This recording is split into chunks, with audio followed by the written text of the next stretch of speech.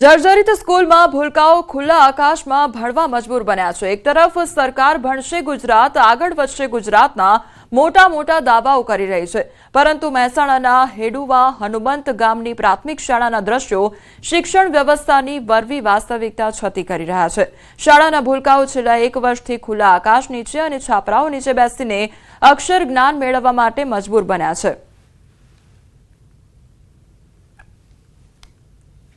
અત્યારે જે જગ્યાએ નજીક જ છે, ગામના અડીને જ જગ્યા છે। વિરોધ કોઈને ગોમઠણ મંજૂર થઈ ગયેલું જ છે એમાં, પણ એમાં ગાળો કોઈનો ફાળવેલો નહીં, એ જગ્યા એમને જ પડી। શાળા તો મંજૂર થઈ જ નહીં, શાળા અમારી શિક્ષણ સમિતિમાં થઈ જ નહીં। મેં તપાસ કરી, ના પાડી કે તમારે દરખાસ્ત જ નહીં, બાર બનવી જોઈએ, અહીં નહીં। તો શાળાના 8 જેટલા ઓરડા જર્જરિત જાહેર થતા ખાલી તો કરાવી દેવામાં આવ્યા। શાળાને ડેમેજ સર્ટિફિકેટ મળ્યા બાદ બાળકોને 2 પાડીમાં કોઈના ઘરના ઓરડામાં કે મંદિરની જગ્યામાં ભણાવવા પડે છે, પણ સવાલ એ છે કે જ્યાં સુધી કાગળ પરની પ્રક્રિયા પૂરી ન થાય ત્યાં સુધી શું આ બાળકોને આમ જ રજળપાટ કરવો પડશે? શું તંત્ર આ માસૂમોની વેદના સાંભળશે ખરું?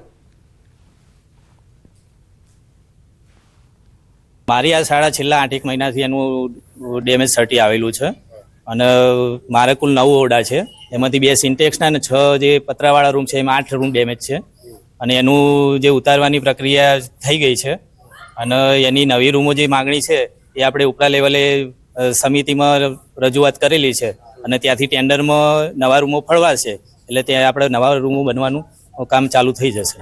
હનુમાન પ્રાથમિક શાળાનું મકાન ડેમેજ હોવાના કારણે આપણને ડેમેજ સર્ટિફિકેટ મળેલું છે અને નવા ઓરડા માટે દરખાસ્ત પણ થઈ ગયેલી છે। નવા ઓરડા માટેની અત્યારે ટેન્ડર પ્રક્રિયામાં પડેલું છે અને હાલ આપણે વૈકલ્પિક વ્યવસ્થા કરેલી છે એક મંદિરના હોલની અંદર, અને બાળકો હાલ આપણે 2 પાળીમાં શાળા ચાલુ રાખેલી છે।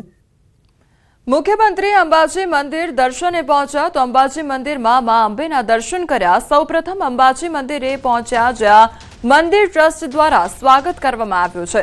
અંબાજી મંદિરના ગર્ભગૃહમાં મા અંબેના દર્શન કરવામાં આવ્યા છે તો ભટ્ટજી મહારાજે પૂજા અર્ચના કરાવી માતાજીના આશીર્વાદ અર્પણ કરાવ્યા છે। અંબાજી મંદિર દર્શન બાદ અંબાજીમાં કરોડો રૂપિયાના ખર્ચે જે રીડેવલપિંગ થનાર છે તેના ભાગરૂપે શક્તિ કોરિડોરનું ખાતમુહૂર્ત પણ કરવામાં આવ્યું।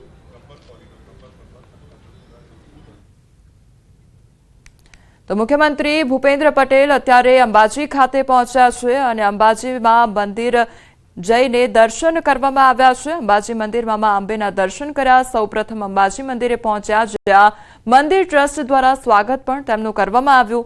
અંબાજી મંદિરના ગર્ભગૃહમાં મા અંબેના દર્શન કરીને તેઓએ ધન્યતા અનુભવી છે। ભટ્ટજી મહારાજે પૂજા અર્ચના પણ કરાવી અને માતાજીના આશીર્વાદ અર્પણ કરાવ્યા છે।